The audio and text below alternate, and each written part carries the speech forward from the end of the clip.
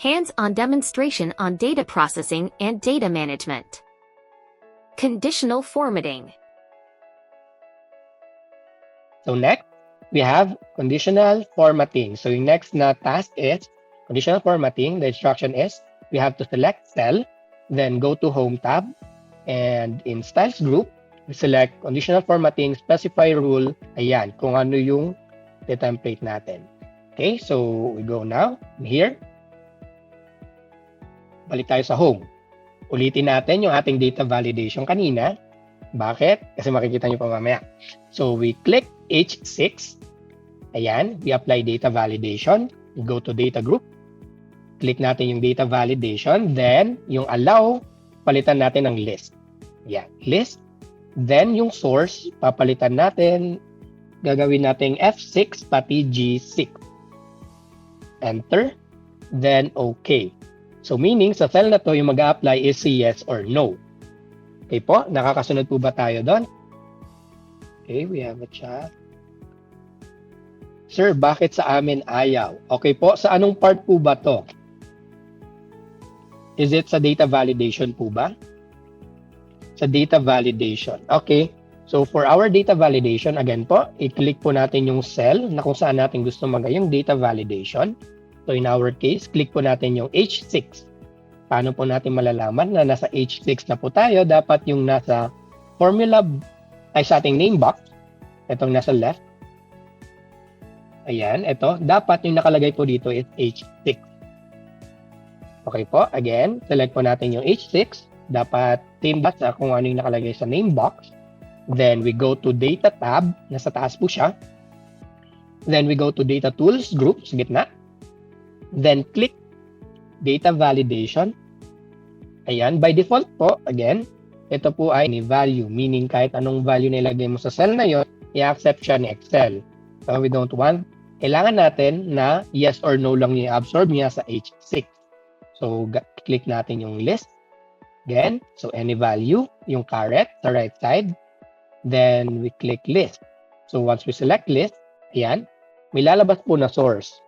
Originally, blank po yan. So, click po natin yung ating formula bar.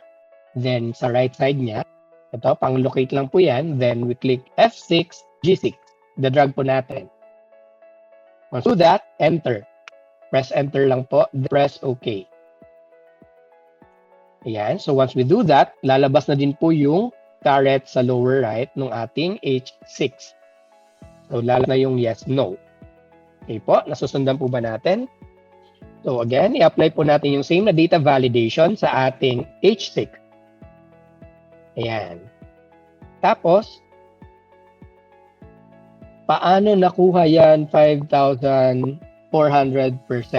Ito po ay from 54. Balik po tayo muna sa I4. So cell I4, ni-refer ko lang po siya sa G4. So kung ano yung value ni G4, magbabago po yung value niya sa I4. Then yung next, pinalitan ko lang po yung number format. So pumunta po ako sa Home tab. Ayan. Home tab. Then originally, ito po yung nakalagay general. Kaya 54 din siya. So kung gusto mo siyang to decimal place, ayan, pwede po siyang gagawing percentage yung number format. Click lang po yung percentage. Ayan, magiging 5,000 or 400%.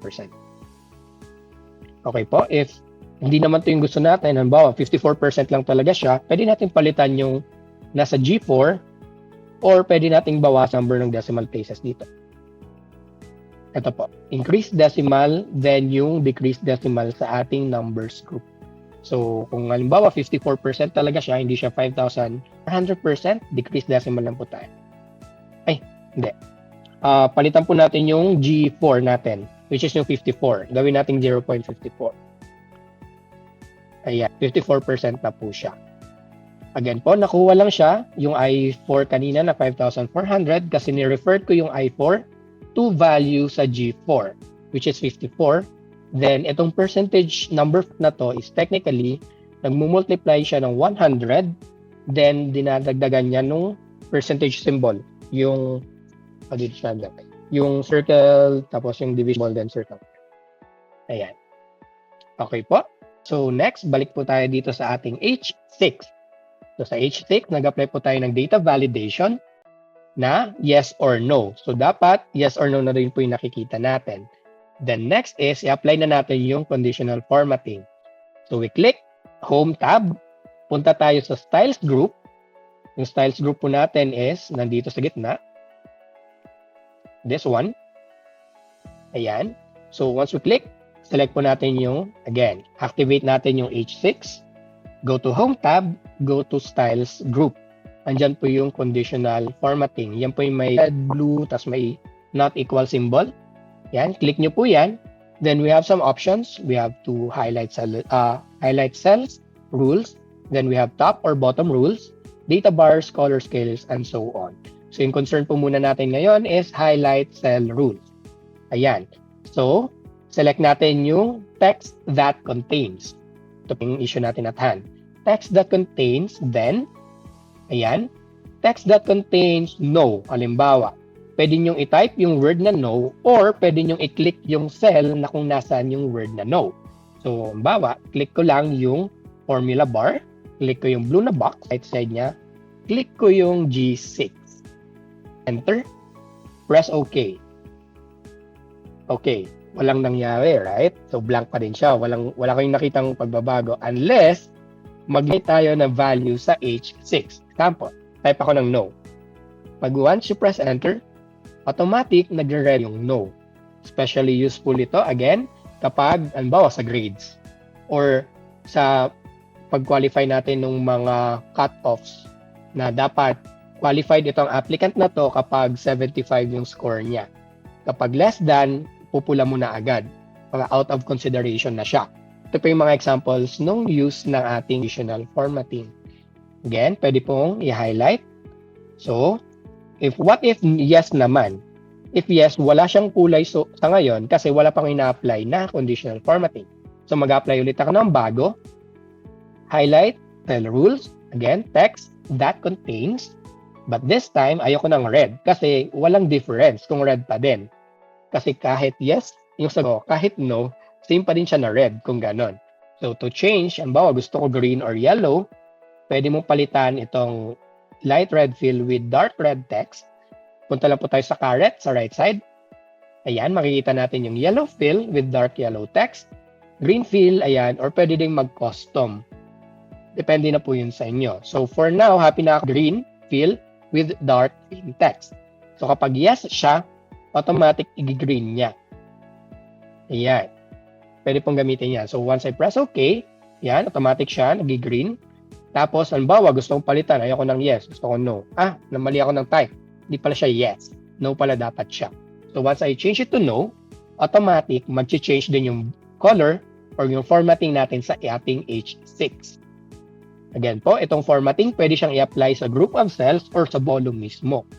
Halimbawa, ayaw mo na dito lang sa cell na ito mag-apply, highlight mo lang kung saan cells mo siya gusto mag-apply. Or halimbawa, column.